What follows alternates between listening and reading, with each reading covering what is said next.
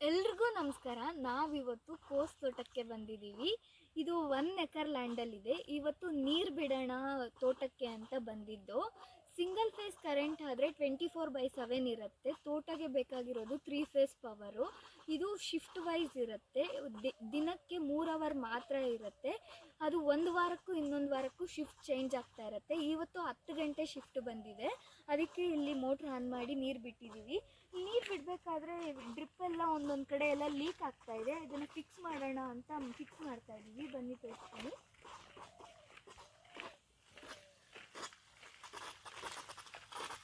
ನೋಡಿ, ಈ ಥರ ಡ್ರಿಪ್ಪೆಲ್ಲ ಬಿಚ್ಚೋಗಿ ನೀರೆಲ್ಲ ತುಂಬ ವೇಸ್ಟ್ ಆಗ್ತದೆ.